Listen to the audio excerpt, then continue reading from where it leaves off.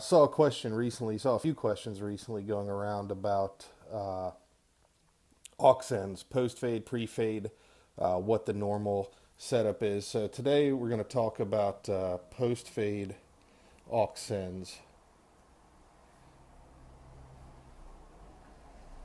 in relation to mixing monitors on a dedicated console. So the idea here is that you want to have control over the mixes individually, obviously, but you also want some way to be able to take an individual channel up and down in every mix simultaneously without destroying the architecture of the mix you already have going on for that particular send. So, on a typical console, you've got your input, so your mic is coming in at the head amp level. That's input trim, mic pre for those who aren't familiar with head amp. From the head amp, we're going to go down typically through EQ at this point, and on a dedicated monitor desk, I typically will have the EQ set to affect the auxes. On a front of house console, you may do that differently. You may not want to have the EQ that you're using affect the aux ends if you're doing monitors from front of house. But when I'm doing monitors on a dedicated console, I will usually go ahead and want to use that EQ. So EQ is going to be in, and then we're going down to our aux ends.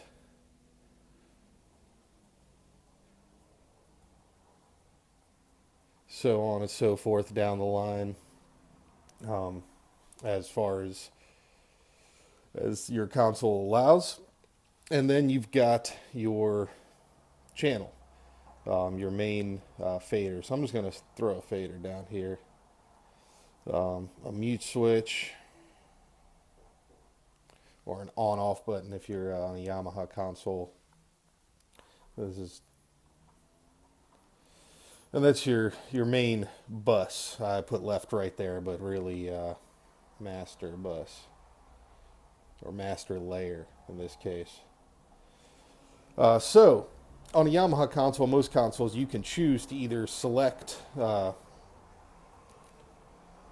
channel, and then you can go to the aux control for that channel. Some consoles actually have physical knobs that you can use, or you can choose to use fade or flip. And fader flip, simply you select aux 1, put it in fader flip, then your master layer faders actually turn into the levels to those aux ends. So for right now, let's talk about knobs. If there's a dedicated knob, that's the way it works in analog consoles. A little easier to understand here. So I go through. I've got 4 mixes. Say I dial up. This is my guitar, and I dial it up into the various mixes as shown here. So with pre-fade, no matter what happens down here, with the exception of the mute button, these are just going to stay static. That's where they're going to live. When you're doing a dedicated monitor console, you go ahead and throw it all into post fade. You bring your channel, your main channel, up to, say, 0 on this console, all the way across the board. So every channel, every fader is going to be set to 0, all the way across the console, all your input channels. And in post fade, you go ahead and set these levels. You create your mixes across the channels, across the mixes, and then you can simply go down to this fader. Even though you're not using the master layer to feed anything, there's no actual mix off of that left-right bus. You can use these faders to ride an individual instrument up and down in the mixes. So if a guitar player's on the back line, he's on mix 3, say, and then he goes down to take a solo in the front line. So he's away from his amplifier, he's away from his wedge. Say the singers step out of the way and he's up front playing. You can bump that, you go ahead and ride that fader up a little bit and put him down in mix 1 and 2. A little more, so he has some more support. And those are the kind of adjustments you're making on the actual faders while you're mixing monitors.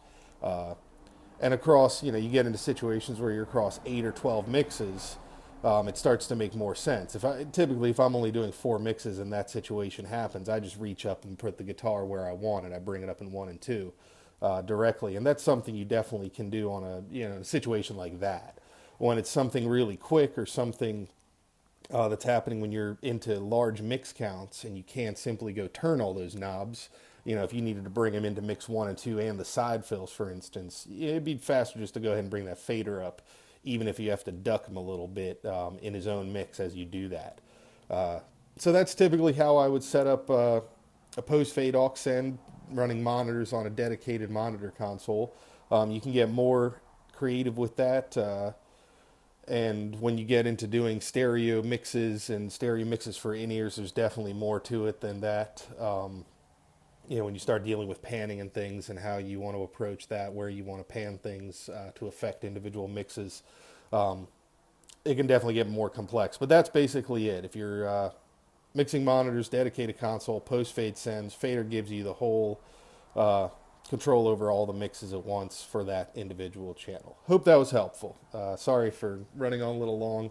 Like, subscribe, let me know what you think if you got any questions.